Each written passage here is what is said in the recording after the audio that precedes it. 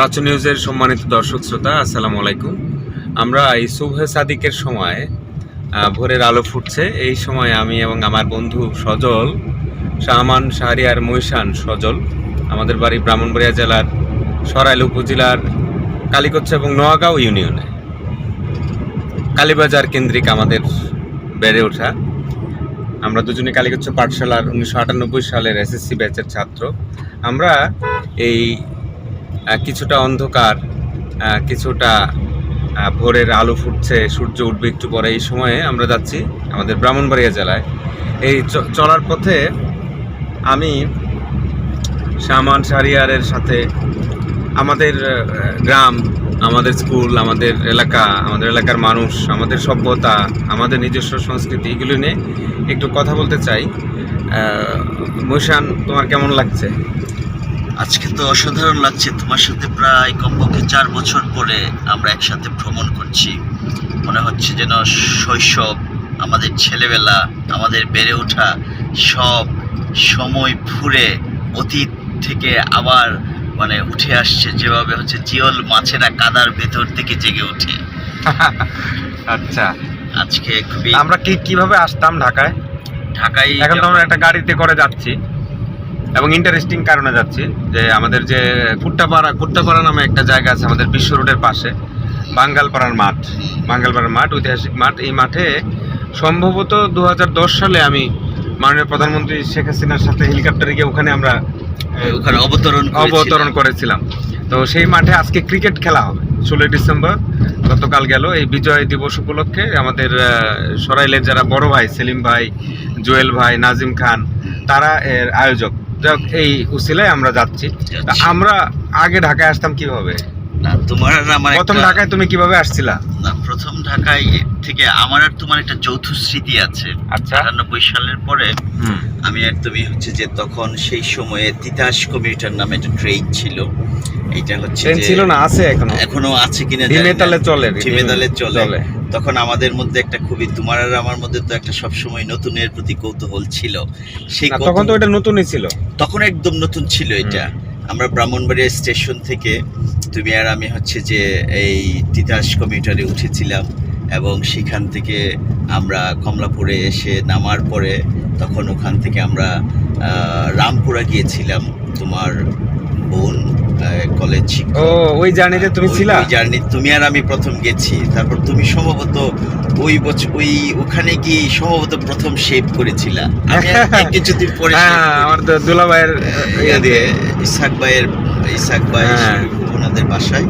তো তখন গিয়ে তুই ছিলি? আমার তো মনে নাই, আমি তো ভাবি যে আমি একা গেছিলাম। না, ওইটা তো আমি আর তুমি একসাথে গিয়েছিলাম। এবং আমি প্রথম 98 সালে বন্যা হয়েছিল, জীবনের প্রথম একা ঢাকার বাইরে গিয়েছিলাম আর কি। তখন তো আমার মা বাবা খুবই দুশ্চিন্তাগ্রস্ত ছিলেন।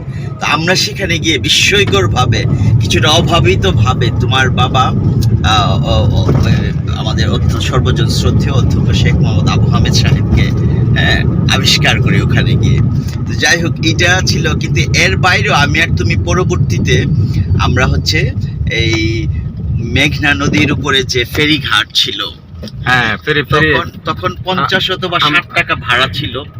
আমরা বাস ছিল মূলত সিলেটের বাস, মিতালি বাস ছিল সবচেয়ে ভালো। আর এরপরে চালু হলো যমুনা। আর আমার মনে আছে তখন রাস্তা কেবল হচ্ছে, নতুন রাস্তা। তো যদি কখন আমরা একবার আমি বাস মিস করে ফেলেছিলাম, বিশ্ব রোড থেকে আশুগঞ্জে গিয়ে বাসে বা ট্রেনে উঠবো। তো আমার মনে আছে যে আমার একটা নীল রঙের শার্ট পুরোটাই সাদা হয়ে গেছিল, ধুলোই, এত ধুলোবালি ছিল তখন।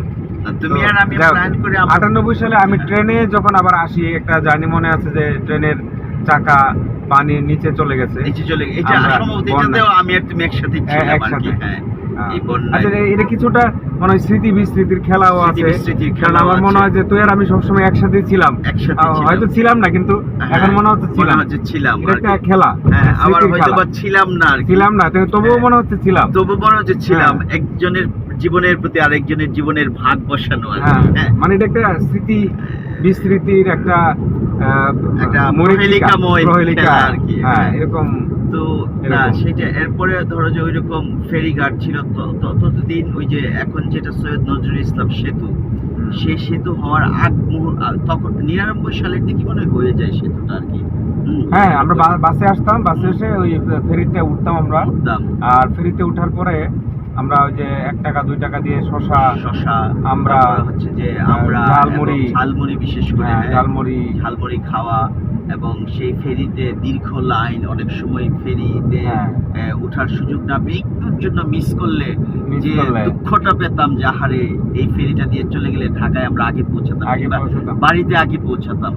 আমাদের তো এরকম হয় যে তুমি আর আমি যতবার ট্রেনে বা বাসে আসছি, আমাদের মনে হয়েছে আমরা যখন বিশেষ করে মেঘনা নদী অতিক্রম করতাম, মনে হতো আমরা ঢাকা অঞ্চল পার হয়ে আমাদের অঞ্চলে চলে গেছি, মায়ের ক্রোড়ে ফেরার মতো নাকি। তখন মনে হতো শার্টের বোতাম খুলে দেই আর আমাদের অঞ্চল থেকে আসা বাতাস। এখন যেমন আমরা বিশ্ব রোডে যাই, এখন তো অনেক সময় গাড়ি নিয়ে চলে যাই, গাড়ি নিজের অথবা ভাড়া গাড়ি থাকে, জীবন আমাদেরকে কিছুটা আয়েশ এবং বিলাস দিয়েছে। আর যদি নাও থাকে আমরা কি করি, বিশ্ব রোডে কি আমরা একটা সিএনজি নেই, তাও আবার আমরা একটা রিজার্ভ সিএনজি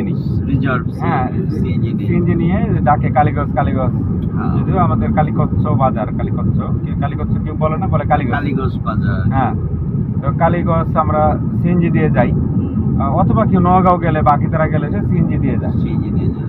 কিন্তু তখন যে পায়ে টানা রিক্সা, প্যাডেলের রিক্সা ছিল, তখন তো আর ওই যে এক ধরনের টেম্পো ছিল, এখন কি এগুলো আছে কিনা, অনেক জোরে শব্দ করতো ভোরবেলা যখন টেম্পো গুলা যেত আর কি। তো ওই সময় যে রিক্সা চলতো খুব স্লো। হ্যাঁ, তো যাই হোক, আজকের সেই রিক্সা টেম্পো মানে আসলে অনেক বিবর্তন হয়েছে, ট্রান্সপোর্টেশনে হয়েছে আমাদের। মানে এখন ওই টেম্পো গুলোকে এতটা স্পিড, মানে গতি বেড়েছে মানুষের জীবনে, এখন ওই টেম্পো গুলোকে স্লো মনে হয়। মানে যদি এরকম কল্পনা করি যে আগে মনে হতো টেম্পো গুলো কত ছুটছে, কত দ্রুতগামী, কিন্তু এখন ওই টেম্পো গুলোকেও স্লো মনে হয়। আজকে যে রিক্সায় উঠলাম, ব্যাটারি রিক্সায় ভরে, সে দেখলাম যে মোটরসাইকেলকে পেছনে ফেলে দিচ্ছে। তখন আমি বললাম যে এই ভাই, তোমার তো মোটরসাইকেলের তো ইজ্জত আছে, একটা তো মোটরসাইকেলকে পেছনে আসতে জানে, মোটরসাইকেল তো বাইন্ড করবে। আমার কথাটা রাখলো। আচ্ছা, যাই হোক, এখন মহিষান এবং আমার এই আড্ডাটা, আমি কালকে রাতে ভাবছিলাম যে আড্ডাটা দেবো আমরা ভোরবেলা, আস্তে আস্তে কিন্তু পরিষ্কার হচ্ছে, আমাদের চেহারাটাও পরিষ্কার হচ্ছে, চারপাশ পরিষ্কার হয়ে যাচ্ছে। ধরো যে আজকে থেকে 20 বছর আগে বা 22 বছর বা 2 যুগ আগে যে বাংলাদেশ, যে পথ দিয়ে আমরা যেতাম, এটা বদলে গেছে অবকাঠামো। আমরা এই মুহূর্তে যাচ্ছি পূর্বাচলের দিয়ে, পূর্বাচল। এই রাস্তাটাই তো তখন অনাবিষ্কৃত ছিল। না, ছিল না, এই রাস্তা ছিল না, জঙ্গলাকীর্ণ ছিল, গ্রাম ছিল একদম। এখন তো ঢাকা বিস্তৃত হতে হতে আমরা যে মাঠে খেলবো, বাঙালপাড়া মাঠ, সেই মাঠ পর্যন্ত হয়তো ঢাকা হয়ে যাবে একদিন। তাই তো, ঢাকাই তো, বাঙালপাড়া মাঠ কেন, আমাদের বাড়ি পর্যন্তই আমাদের মনে হয় যে এটা ঢাকা আসলে।